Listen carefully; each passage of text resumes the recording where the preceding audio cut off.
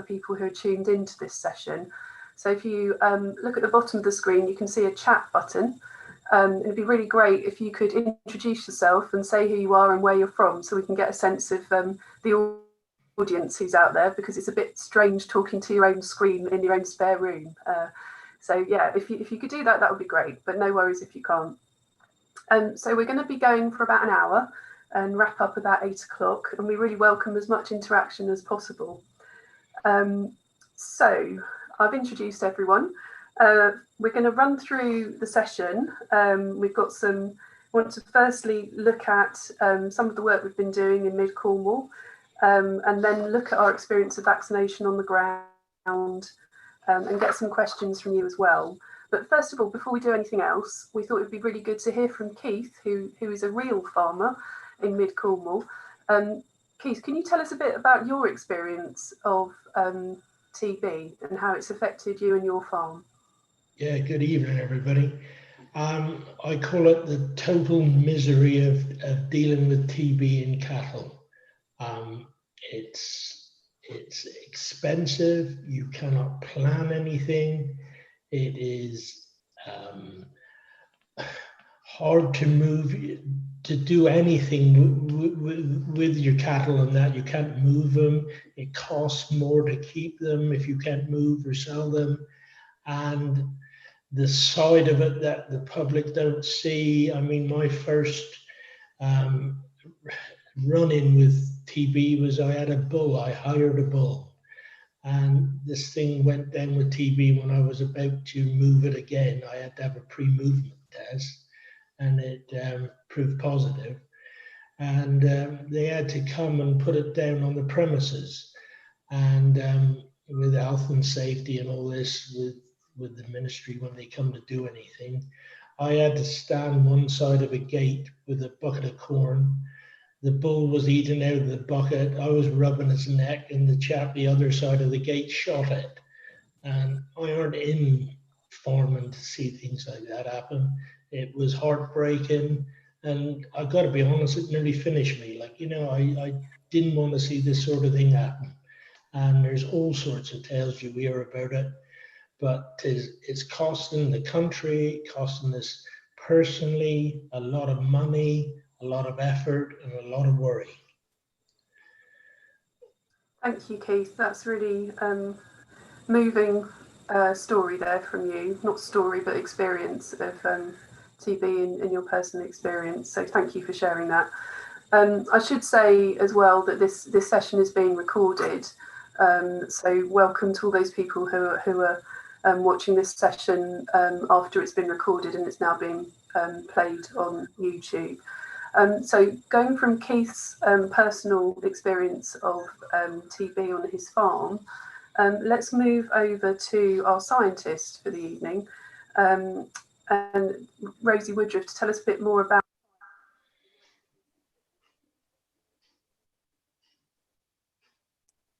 Sorry, I've lost you, Carolyn. I can't hear you. Can you hear me? Yes, we can hear you, Rosie. Okay, thanks. So I suddenly lost Carolyn. So you just go ahead. Thanks. Yeah. I'm really glad to start by hearing from Keith about the impact that TB's had on him and farmers like him, because after all, that's why we're here. We wouldn't be here if TB were not a problem for farmers. We wouldn't care about badgers having TB. It doesn't really have much welfare implication for them, but it has massive financial and psychological impacts on farmers. So I think it's really important when we think about the wildlife side of the problem. You hear a lot of argument about pro-cull, anti-cull, and what's cruel and what's not cruel. But I think it's really important that we consider really seriously not just what's best for wildlife, but front and centre also what's best for farmers. Now, fortunately, I'm going to argue this evening that actually in this case, I suspect that what's best for wildlife is most likely also best for farmers. So hopefully it should be something where coexistence actually is the best solution. But to get to that point, I think need to think about what do we mean by what's best, what works. And I think ultimately what we want is TB eradicated. We want Keith and farmers like him not to be having experiences like that, not to have to be worrying about TB tests, because TB is either gone or so rare that it's something that's unlikely to happen. And the most important step towards achieving that actually has nothing at all to do with wildlife. The best estimates suggest that the vast majority of cattle herds that get TB get it from other cattle. somewhere between 75 and 99% of herds get it from other cattle herds. So the biggest reductions in TB are going to come from combating transmission from cattle to cattle. But I said between 75 and 99%, I didn't say 100%. There's no doubt that badgers can and do transmit TB to cattle. And that means that TB is only going to be eradicated from cattle. It's also eradicated from badgers. And so that means that, if you're accepting that eradication means doing something about TB transmission from badgers, there's no point in arguing about, is it 1%, is it 25%, is it 50%? We just need to think about how to make sure that we can manage badgers in ways that are likely to help to eradicate TB. Now, right now, the main form of management is culling. Here we are in Cornwall. 83% of Cornwall's land area is currently under culling licenses. Many of the people tuning in this evening live in cull zones. They may not realize it, but the vast majority of Cornwall is covered by culling licenses. Cornwall Wildlife Trust, I believe, owns and manages 57 nature reserves, and I worked out earlier today that for each Wildlife Trust nature reserve in Cornwall, 136 badgers have been killed over the past 4 years. So the destruction of wildlife in this county far exceeds the effort that's being put into protecting it in a way. So, this is a massive, massive impact on wildlife. So I think as a society, we have to ask if it's worth it. Is this mass killing of badgers going to achieve what we want, which is for farmers like Keith to stop losing sleep, because bovine TB is a thing of the past. Now, the evidence suggests that it's not going to eradicate the disease. Done properly, killing badgers can reduce cattle TB temporarily, may even be doing that now with these current culls. But culling badgers is never going to eradicate TB. And what I like to do to explain this, because I've been explaining these for years, and I've been talking about how behavior can affect disease transmission. And suddenly with COVID, people understand to a greater extent what I'm talking about. So let's just think about COVID. Park TB for a minute, think about COVID. If we've learned one thing in the last few months, is that human behavior can affect disease transmission. Back in the spring, COVID was spreading exponentially within the UK, and then there was this lockdown. The lockdown worked, people stopped mixing with each other, and the COVID cases dropped. The lockdown was relaxed, the spread started up again, and all of that is nothing to do with how many people there are. It's all to do with changing human behavior, and the more people mix, the more opportunities there are for disease to spread. And it's just the same with badgers. So naturally, badgers live in what we would in people now call bubbles. If you leave them undisturbed, mostly they're going to be mixing with other members of their family groups. They don't go very far. And so because they're not going very far and they're mostly only mixing with their families, TB doesn't spread very much from group to group. And so it doesn't spread very far across the countryside. And that's something which makes it much more difficult for TB to spread through the badger population from farm to farm. Now, culling changes all of that. When a badger population is culled, the survivors move around a lot more. We've had tracking collars on badgers within the North Cornwall cull zone and seen this happening in real time. What happens is that they range more widely, and they then therefore having opportunities to meet more other badgers. So although there's fewer badgers, the proportion of badgers that have the opportunity to meet other badgers and get TB is higher. If you going back to the COVID analogy, if you imagine trying to control COVID by getting rid of 70% of the people, but then sending all the remaining 30% out on a pub crawl every night, you might, I don't know what would happen to COVID if you did that, but you're certainly not going to eradicate it because you're encouraging mixing and therefore transmission. So for TB, that's the basis of the culling-based eradication strategy, and it's not going to work for exactly the same reason why that approach wouldn't eradicate COVID. Now, vaccination works in a really different way. First off, it doesn't involve culling, and because it doesn't involve culling, it doesn't change badgers' behaviour. And therefore it preserves those bubbles which naturally limit TB spread from group to group of badgers. And then what you do by vaccinating, you give those bubbles a big boost by making sure that many of the badgers within those bubbles also can't become infected or can't become infectious. You're also protecting badgers from becoming infected by cattle. So over time, what should happen is that the infected badgers should die off, the prevalence of disease should fall, and the risk to cattle should fall with it. But I want to draw attention to those shoulds. I've said prevalence should fall, the risk to cattle should fall. The truth is that vaccination is really promising, but we don't really know quite enough yet to what extent it can reduce cattle TB. because there hasn't been enough of it done yet. I mentioned 83% of Cornwall under culling licenses. Only just over 1% of Cornwall is currently under vaccination licenses. And actually, we have one of the biggest vaccination programs in the country. But this is a case where really the only way to measure just how much of a contribution Badger vaccination can make is sort of learning by doing. We need to do vaccination on a larger scale to be able to properly judge how much it can benefit farmers. We know it's not going to make it worse. We've got enough science to show that it's not going to make it worse.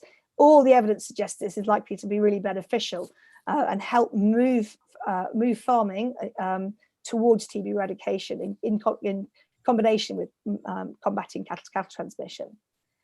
The problem with it is that most people in the farming industry, and with that I include not just farmers, but many of other sort of associated people, either don't know or don't believe just how promising Badger vaccination is. They've spent decades being told that a Badger cull is the only thing that can bring an end to this nightmare of TB that Keith's talked about.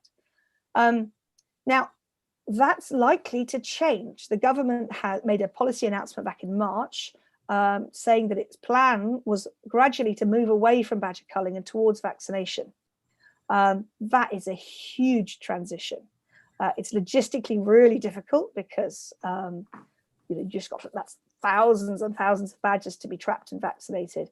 And if farmers aren't behind it, it's simply not going to happen. So I think really, if the government is serious about making this transition, we in the wildlife sector, those in the wildlife sector, need to be really careful at this point, because this is the moment when we should be gathering the evidence and helping helping this policy transition to happen, because it should be both the best thing for farmers who will want TB eradicated, like we all do, and also for wildlife. But if you think about some of the other big wildlife issues that we face nationally at the moment, things like illegal fox hunting in the north of the country, raptor persecution, these are problems which become problems because the people who are affected by a policy don't believe in it, and therefore they ignore it. Now it's really difficult to enforce the law on private land and in remote areas. What we really have to avoid as this transition begins is to avoid the Badger TB issue getting to that point. If Badger vaccination is forced onto farming communities that remain fiercely supportive of culling and opposed to vaccination, then vaccination isn't going to happen and it isn't going to work. Because if it doesn't work, farmers will be calling for culling policies to be reinstated. So I think at this point, we have to really look at everything we do.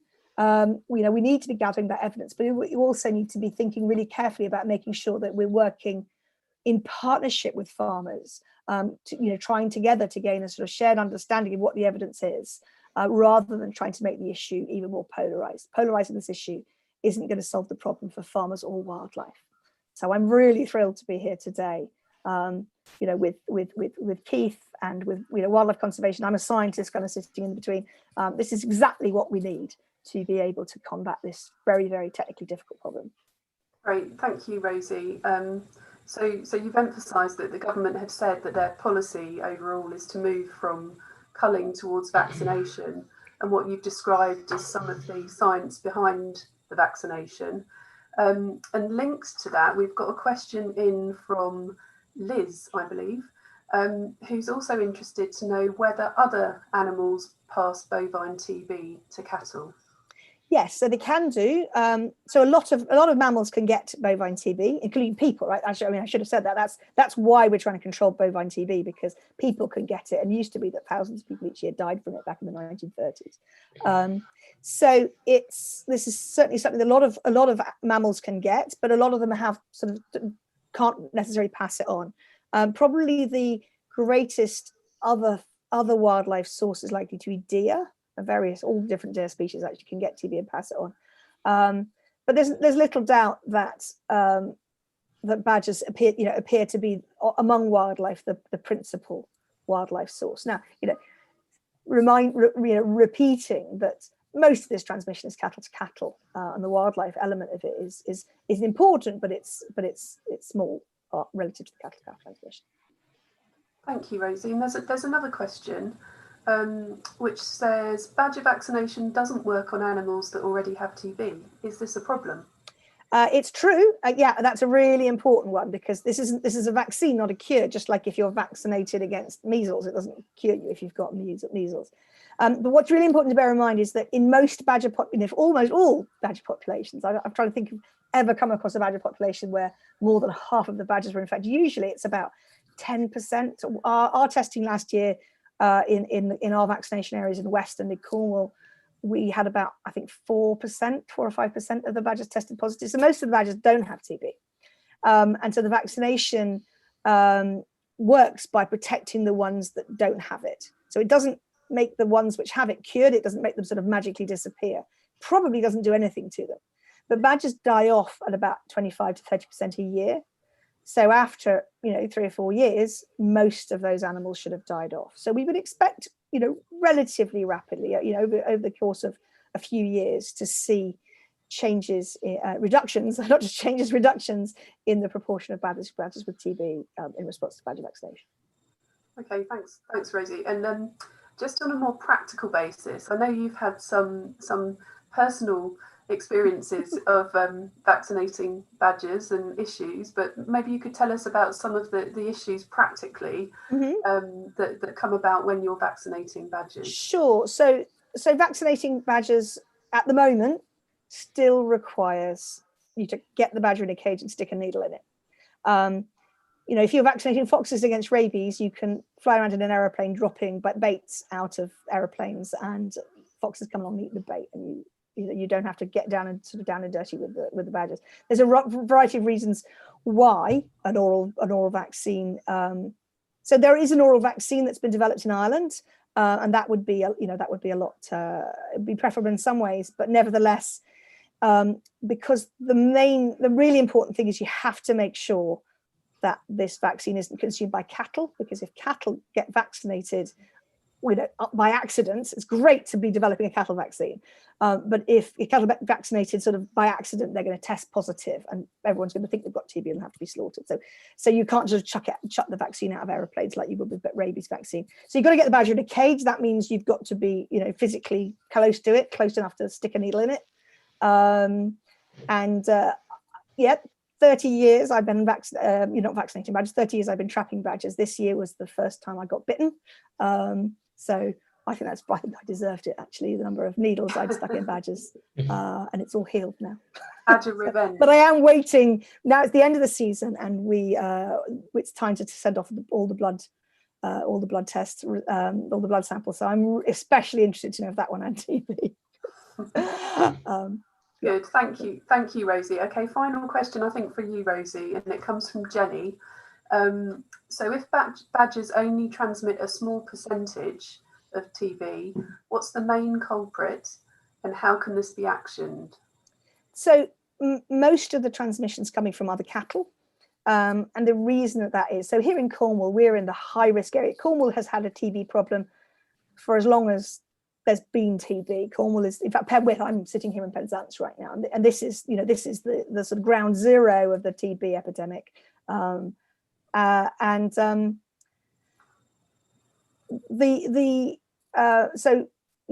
This is a place where a lot of the cattle herds, about 10% of the cattle herds in Cornwall, get TB every year, and they're all tested every year, and that's the important point. But the test isn't all that good. It misses quite a proportion of the infected cattle.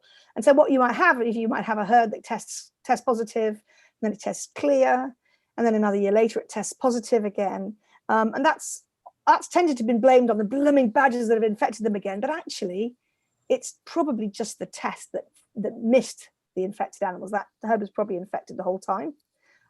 So a lot of it is to do with being a bit more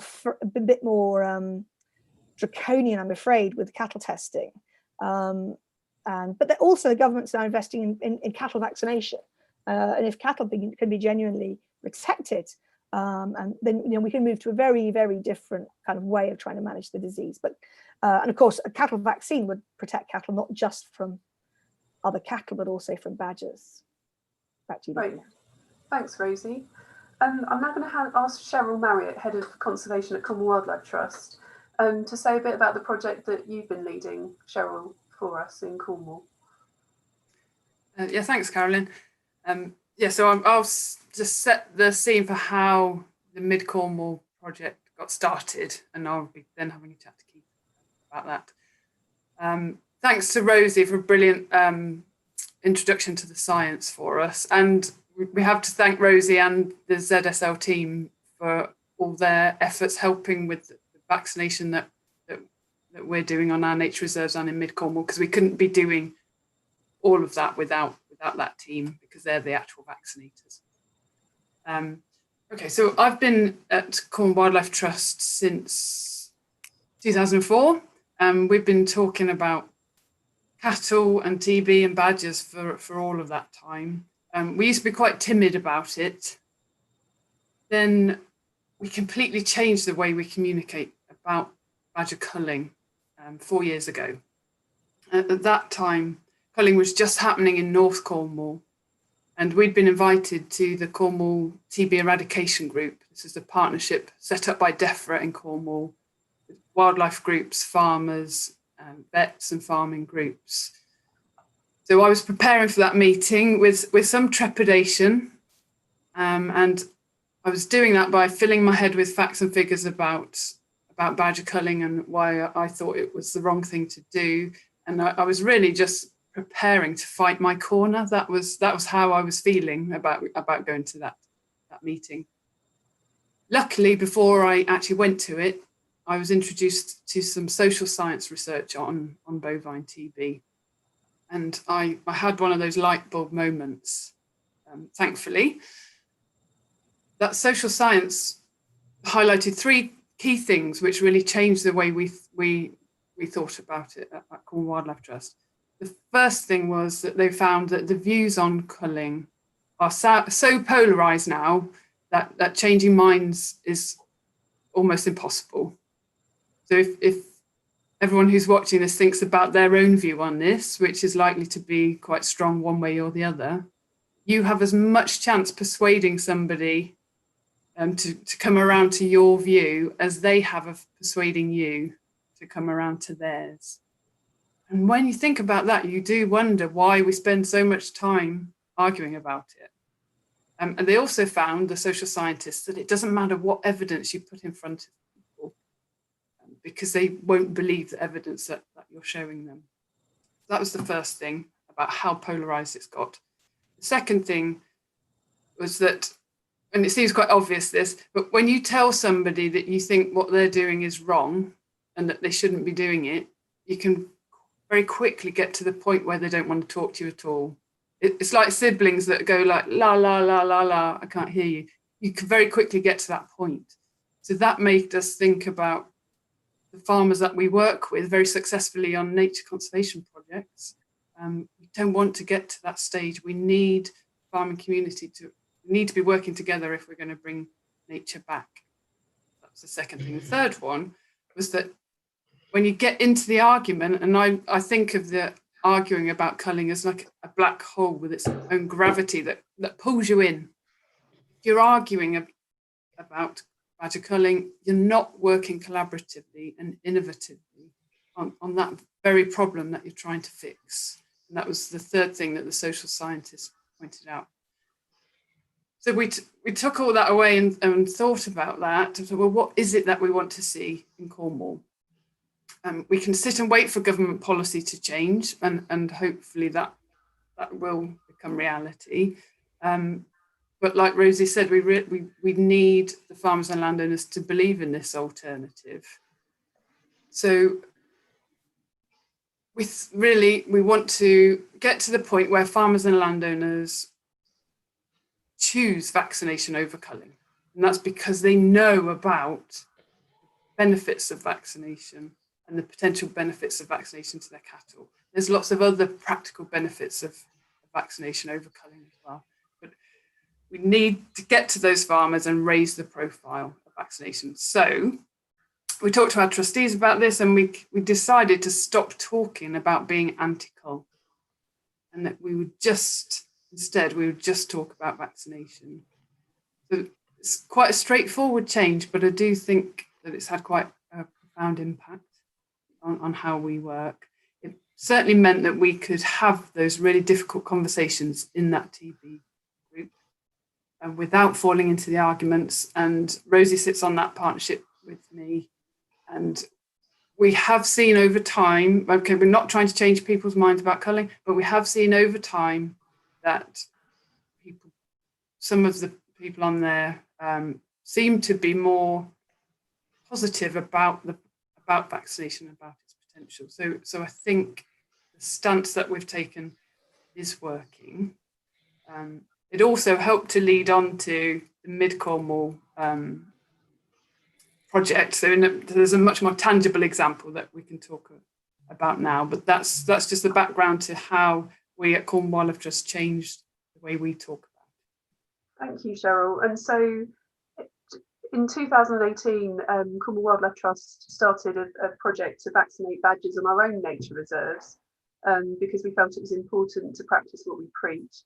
And we started talking about this. Cheryl, you started tweeting about it, and people became interested in it and wanted to find out more.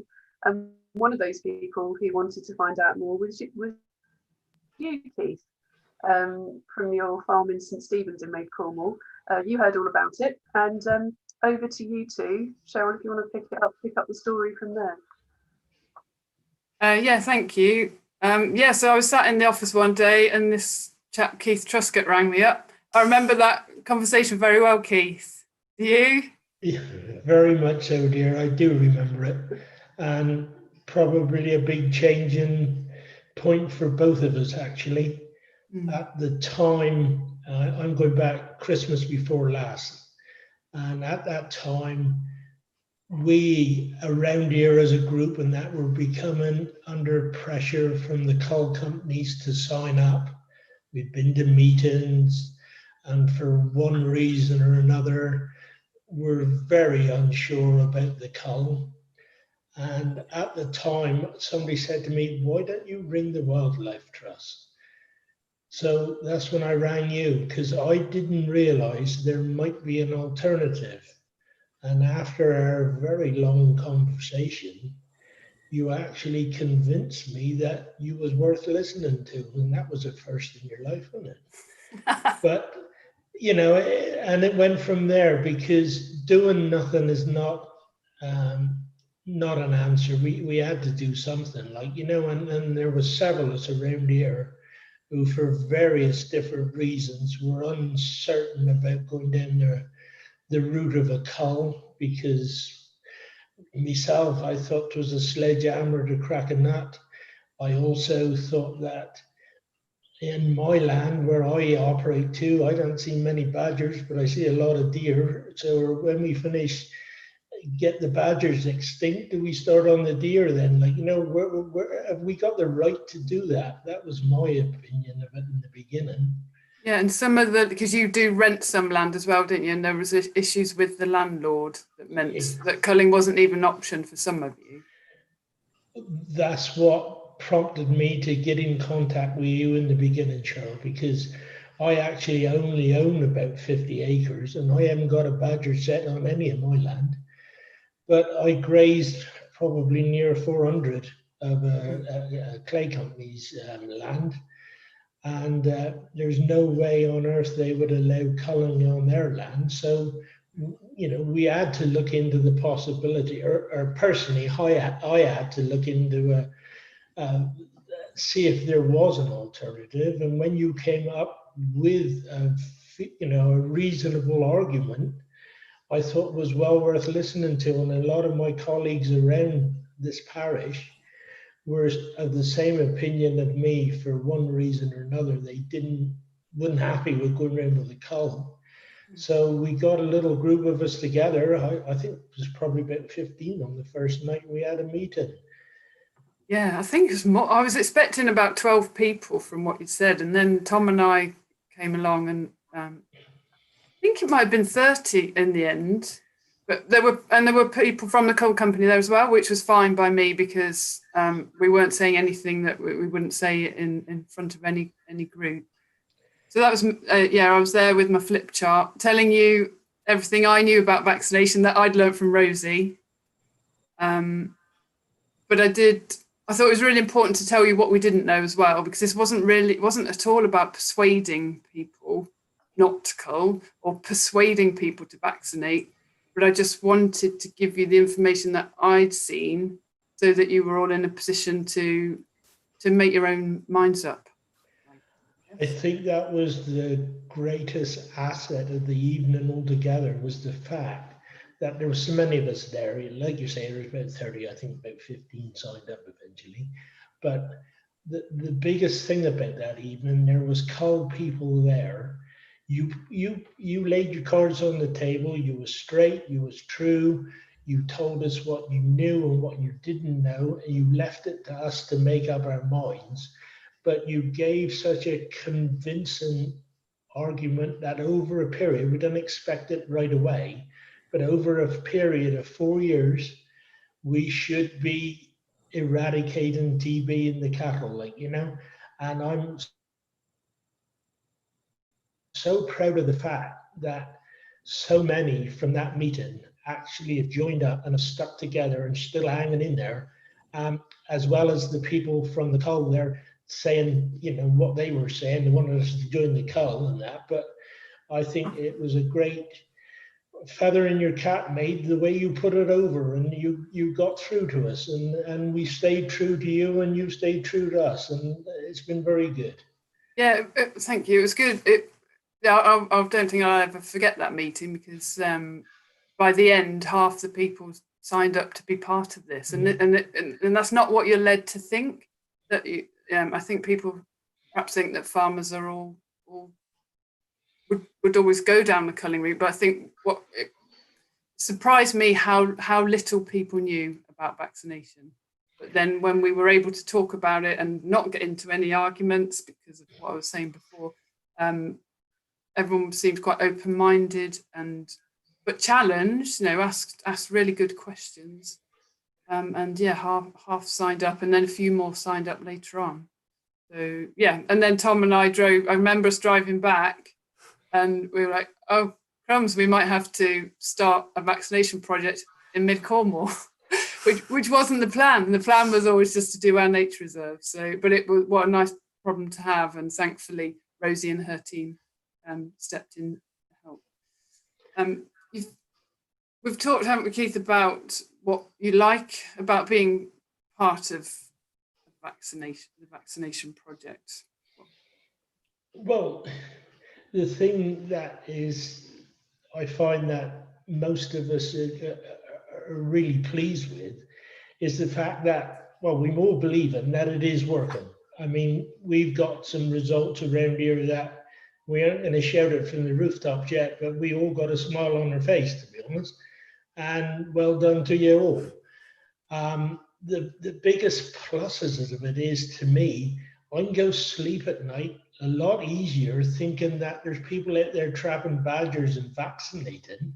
It's better than thinking that there's people out there shooting, and there may be people out there opening and shutting gates trying to stop them shooting, you know, because there is that side of it as well.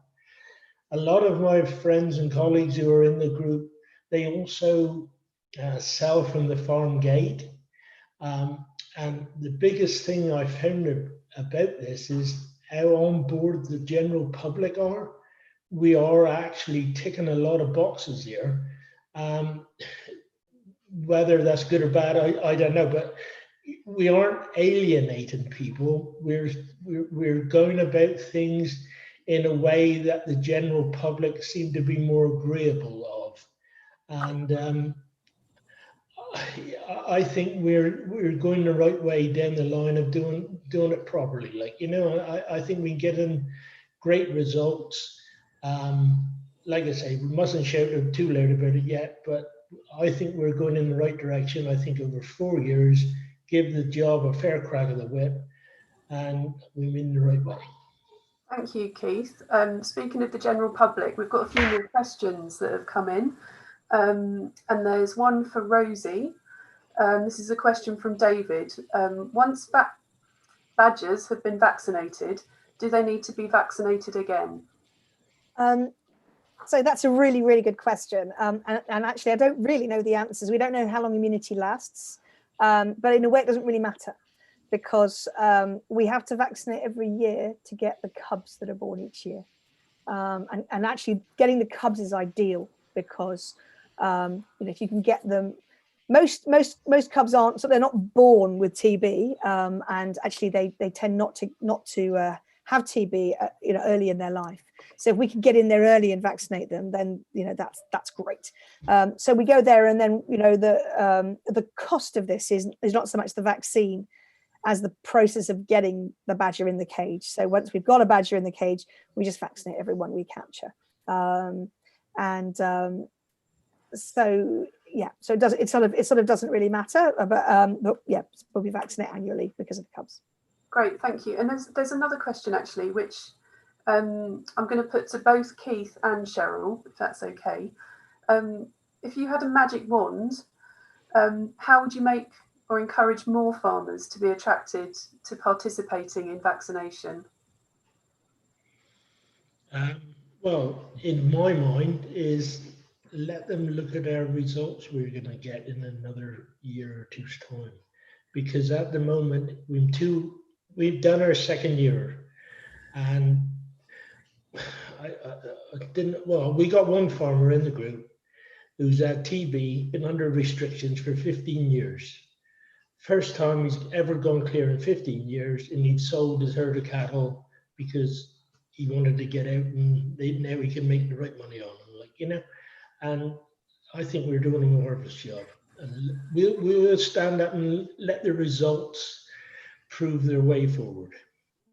Good answer, Keith. And Cheryl? Yeah, well, I'd encourage anybody who knows farmer or landowner to maybe to watch this on YouTube and just see. I'm really keen for farmers to see how different it could be, and not just farmers as well, but politicians, the farming groups. After the first year of vaccination with Mid Cornwall farmers, we had a barbecue on one of the farms and talked about the results. We had cider. I made strawberry shortcake. Rosie and I got a clap for all the work that we put in. It was absolutely extraordinary. It's such a completely different way of doing things, and just so much just nicer. We could all be on the same side trying to get rid of this disease. So it just feels like it's really the way forward. So I'd be keen to just push those positive messages. Could I just add to that by saying that anybody who was thinking about it, the transition is so smooth, it's no hardship. The Wildlife Trust and Rosie, they take over the job. They do it so professionally, quiet, easy. There's no worry or no stress whatsoever. It's very easy transition. That's a brilliant segue, Keith, actually, because the next section of the conversation is about vaccination on the ground. Now, Tom, our conservation manager, has been working really closely with Rosie over the summer and with others to do and get your skills up for vaccination on the ground. So Tom and Rosie, Tom, do you want to start? Yeah, hi everybody. So yeah, sort of linking to a lot of things that have already been talked about, sort of, once we get the badgers in the traps and the vaccination side of it, how do we actually get that badger in that trap? And it's an interesting thing to do.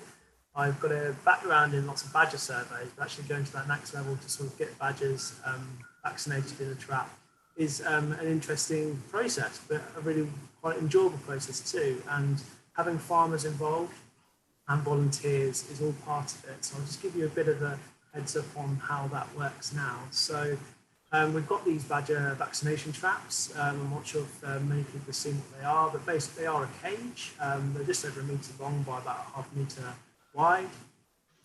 The key thing before we actually put them out on site is finding out where the badgers are.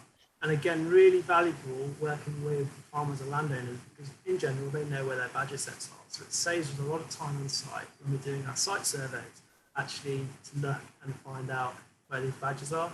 Badgers can be quite elusive. They can hide away in dense scrub, and even though they dig their sets, and when we do see their sets, they're quite obvious. They can hide away in corners of the countryside, and it can be quite tricky to find them. So farmers generally know where their badgers are.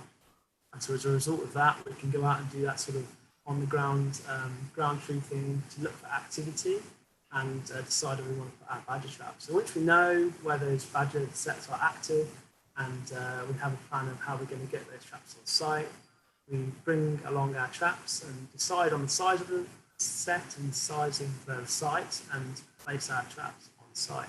They're quite heavy. Usually we borrow 4-wheel drives to do this, and farmers have been great as well to give us access and help us get the traps to sites. So again, working with our landowners is really, really valuable. And when we get to site and then we dig them in. And the key thing about the cages is badgers, again, are quite sort of sheepish. They can be quite tricky to get into those traps. When we sort of see them on TV eating food from people's back gardens, sometimes it seems quite easy to get them to come along and take bait, but actually it can be quite tricky. So you have to dig in that trap and take about sort of 6 centimetres to 10 centimetres of topsoil out from the ground, place that trap in the sort of shape of the trap so it's sort of sunken into the ground, and then you put that soil back in with the grass on top, make sure it's nice and compact, and then you sort of get the trap ready to bait. And the key bait for badgers is peanuts. They absolutely love them. They smell them when they come out of their sets and they go for them. We don't put them straight into the trap because, as I've said, badgers can be quite tricky to sort of get into that trap. So we start at the front of the trap by the trap entrance, and we wire the trap open so the badgers can sort of know that there is something there and they can go in and investigate if they want to. And we leave a big stone, which basically only a badger could turn over. We have problems with other animals like squirrels taking a lot of that bait before the badgers come out of their sets of an evening. So we've got a nice big stone and we put the peanuts underneath. And then gradually, over a sort of 7 to 10 day period, we move that stone further into the trap and add more and more peanuts to actually get the badgers really used to going into that trap. And then on about day 7 to day 10, when we feel that the badgers are really active and are enjoying going in that trap to get that bait, we then set the trap. And the trap is really simple. It's really sort of simple mechanism. It's basically just a trap door at the end, a little clasp, and that just shuts. And the badger, once it's gone in, triggers a bit of string, which is really, really lightweight ply string. The badgers snap instantly, doesn't harm the badgers at all. And that trap door comes behind them and they're in the trap. And we turn up in the morning and we give them the vaccination. It's really straightforward. We basically encourage them to one end of the trap with a thing called a wicket, which looks a bit like a cricket wicket. It's a metal device that we use just to go through the holes in the trap to hold the badgers at one end. And then you give them the inoculation, the vaccine. So really sort of simple process. And it's really great, as I've said, to sort of work with farmers across Cornwall, actually get them involved, because the most time-consuming part of it is the freebaiting. You have to go out there every evening with those peanuts, and so we've been really lucky to have some fantastic volunteers, including the farmers themselves, helping us on these projects. And they are, you know, without them, these projects wouldn't happen. Especially this year, we've been up against it with the deadlines of trying to get the work done after COVID lockdown. So I just want to say thank you so much to those people. You know, they are volunteers, they don't need to do it. Some of the farmers in Mid Cornwall, where Keith is, have been doing it on other farms as well to really help us, to working with their neighbours. And it's just been such a valuable part of the process to get that community involvement and actually get those farmers helping us on the ground. And so once, as I've said, that sort of happens, we kind of get the process of storing the traps and then moving on to the next site. So biosecurity is really important. If you have badgers in a badger trap, you want to make sure that's nice and clean before we move it on to the next site. So we've got a storage suitable for that. We wash them down with appropriate anti-bacterial wash and basically get it all nice and clean, and you move it on to the next site. So really important to do that. Thanks, Tom. That's really interesting, and I'm conscious that your sound is a little bit quieter than everyone else's. Okay, so no I'm going to, but thank you for that. It's a really good explanation of what actually happens when you're out there on Keith and other people's farms. There's more questions coming in. So Rosie, I'm going to come to you if that's okay. Sure. Is there any data showing the percentage of badgers that would need to be vaccinated to significantly reduce the prevalence of TB in badgers? So there's some modelling, actually some modelling from Ireland that suggests that vaccinating actually as little as 30% of the badger population should over time be enough to drive the prevalence down. And interestingly, actually, the same number has come up in a different study, which showed that vaccinating at least 30% of adults is also enough to greatly reduce the exposure of unvaccinated cubs. So actually, the thresholds might be quite low. Now, of course, the higher the proportion that we can vaccinate, the quicker we'll have an impact. So, you know, we all know, amazingly, everyone knows about R numbers now. So if you can, you know, if you can get the R number below 1, then, you know, you'll start to see the disease going down. But the further below 1 you can get it, the quicker it will fall. So one of the things we're trying to do at the moment is actually estimate what proportion of the badgers we're vaccinating. And that's an ongoing research that we're doing at the present time. And another question that's come through, Rosie, is one that I would have as well. Are you allowed to vaccinate in cull areas? So that's, again, a really good question. So you are so all badger, you know, so badger's a protected species. So everything that Tom's just done, you can't even buy a badger trap unless you can show your license number. So don't try what Tom's just described at home, because you'll be breaking the law. And those licenses apply to patches of land. So yes, so we have actually this week, or not we actually, I must acknowledge Kelly and Callie, who are our ZSL vaccination team, who've actually been the ones really doing a lot of the work. And Kelly's been out vaccinating this week in your Cornwall Wildlife Trust nature reserves in North Cornwall, inside the culling area. And so as long as that, you can't have a vaccination and a cull license for the same bit of land, because that would be silly. But you certainly can have a vaccination license inside an area where, you know, all the land around is cull. In fact, that's we believe that the locations of the cull zones are a closely guarded secret, but when it adds up to 83% of the land area, you know, it's almost everywhere. So the Mid Cornwall vaccination area is surrounded by cull.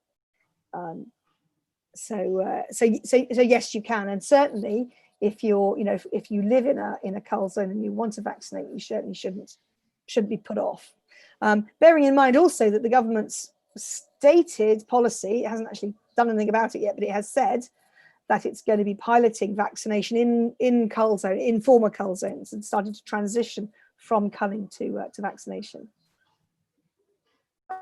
Thanks, Rosie. And I'm just conscious we've got about 10 minutes left. Hasn't that gone quickly? And maybe building on what Rosie just said, Cheryl, I'm going to come to you to say a bit about what's next for Cornwall. There's in particular, there's a question: do we have plans to roll out any further vaccination in Cornwall? Just before we do that, can Rosie just very quickly explain about the research that she's doing, which is part in West Cornwall, but also as part of the Mid Cornwall project? Certainly, yes. So I should say that although we've talked mostly about Mid Cornwall, because that's a Cornwall Wildlife Trust led project, we actually vaccinate more badgers in West Cornwall than in Mid Cornwall. We have a growing vaccination area in the far west of Penwith, which hasn't been culled in recent years, and we hope it won't be. And that project is all about filling the evidence gaps that I talked about. I talked about, you know, we think that prevalence will fall. You know, we think it's going to reduce the risk to cattle. So what we're doing is a proportion of the badgers that we vaccinate. We actually anaesthetize and blood sample, so that's how I got bitten. I was getting a bit too close. But we take blood samples, we take fecal samples, and those will go off to the lab and get tested. So what we're hoping to be able to do is document changes in TB prevalence in the badgers as we vaccinate. And we're also, because you can actually, using molecular techniques, you can actually get the bacteria out of feces. We go around scooping up badger poo out of latrines, and we're doing that in areas which have been vaccinated and areas which we're going to vaccinate we haven't vaccinated yet, and we're hoping to be able to see changes in the badger in TB in the badger population, which should translate into changes in the risk to cattle. And obviously the cattle are all being tested annually anyway, so we will be able to monitor how TB in the cattle population changes as well. Great. Okay, Cheryl, back to you then to say a bit about what's next in Cornwall? Yeah, well, it's a good question, because we are waiting for that government policy change, and we don't know when that's going to happen. And different parts of Cornwall are at different stages of their culling licence. But one thing that Rosie and I are going to be talking about at the next Cornwall TB eradication group is South East Cornwall, because that will have one more year on the cull licence. We're just keen to start the conversation over there if there's an appetite to switch to vaccination before government says people have to, then we'd be very keen to speak to farmers and farming groups in South East Cornwall, just so that they know more about vaccination in case it's something that they would like to take forward. So yeah, I agree, because I think that here in Cornwall we've got culled areas, we've got areas which haven't been. If you go into Wiltshire, for example, something like 98% of Wiltshire, I'm making up that, it's that sort of a number. Really high proportions of some areas have been culled, and the reason that culling hasn't happened in Mid Cornwall and West Cornwall is because farmers haven't wanted to. Culling is farmer led, and if farmers want culls, they can go get a cull license, and these are areas where that hasn't happened, and so that's something that we can use. Now the government's trying to transition, we can now kind of use that and say, look, you want the rest of the whole country, you want to look like Mid Cornwall or West Cornwall. Let's use these as places where other farms from elsewhere can look at these areas as sort of models and say, well, we can actually see this in operation, and it becomes less frightening, more familiar and more sort of mainstream thing to do. So we hope to be a model for all of the west of England. But it will be about just giving, and providing information, and ultimately, the farmers will need to decide if vaccination is for them. But we would encourage anyone who is interested in learning more to get in touch with us, like Keith did a year or so ago. Okay, thank you. And just a quick question for Rosie. Are there any other successful vaccination programs around the world? Well,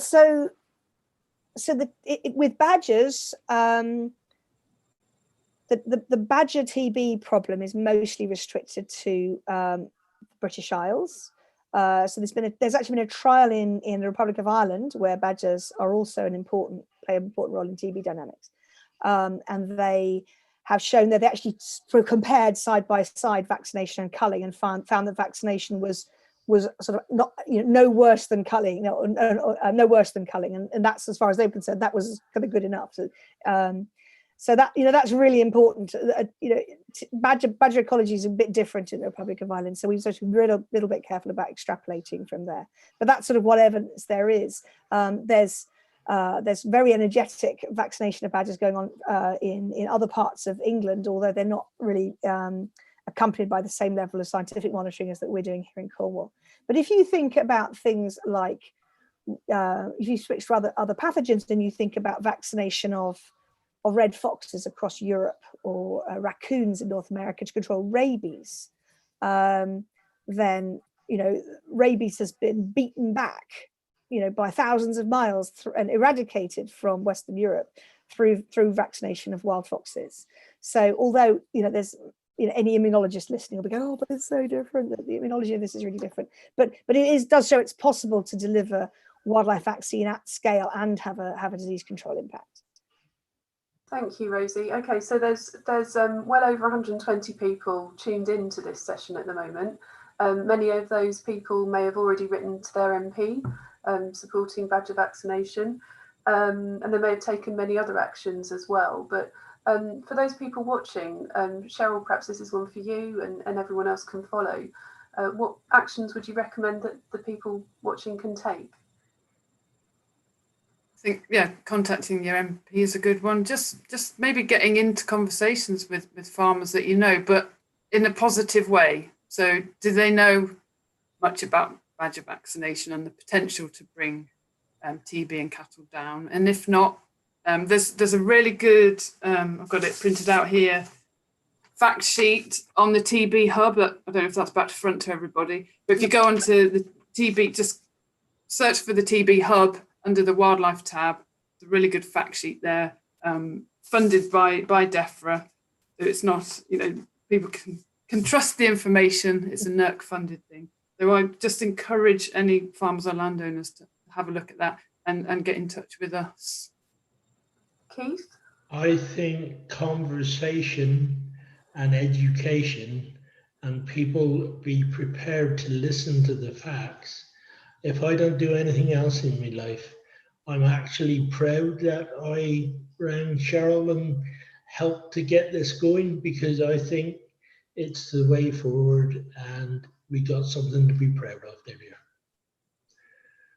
Good to hear, Keith. Rosie, what would you encourage people to do? Well, I think as Cheryl said, I think having those conversations, but being not confrontational, not just shouting and so on. And I mean, when you talk about writing to your MP, I think it's really worth bearing in mind that actually some of the people listening will have the Secretary of State as their local MP. The Secretary of State is amazingly, is a Cornishman. He has a constituency just down the road from here. And will be especially attentive, I would have thought, to this is a local issue for him and something he's taken a great deal of interest in. He's in a situation of changing the policy direction, and I think any encouragement he can have, the better. It's nice to be writing in a positive way, going, yeah, we like your policy, let's get on with it. And Tom, anything from you to add? Yeah, I just want to highlight an example from this year. I mean, farmers were working with Mid Cornwall and are now talking to their neighbours about it, and it's sort of starting to get bigger on the back of that. We had one example one morning where we only caught one badger, and the farmer seemed a bit disappointed, and we managed to tell him straight away that we'd just been next door to his neighbour and had caught 4, and so he knew on the wider patch his connected landscape, his connected habitat across Mid Cornwall is being vaccinated on scale. So big projects like this are really important for badger vaccination rather than just piecemeal approaches. So we need bigger, better projects like this, and it's really proud. I'm really proud of the volunteers. I'm really proud of ZSL and all the work they've done to get to this point. So let's just keep doing it. Thank you, Tom. And many of those people tuned in tonight are likely to be members of Cornwall Wildlife Trust, who may well have supported our Badger Vaccination Appeal that we ran. And so we wanted to say a special thank you to everyone who supported that campaign, and to let you know that by supporting that campaign, you helped to vaccinate 159 badgers in 2019, and that wouldn't have happened without your support. And that's more than any other county in England. So if there was a league table, we'd be at the top of that one. So thank you, and plus all the badgers that Rosie's been vaccinating as well. So thank you very much for tuning in. Thank you very much for all the speakers, to Keith Truscott, farmer from Mid Cornwall, to Rosie Woodruff, our scientist for the evening from the Zoological Society for London, to Tom, our conservation manager, and to Cheryl Marriott for taking that call from Keith that stuck so well in your mind, and which has persuaded so many people to get involved in this project.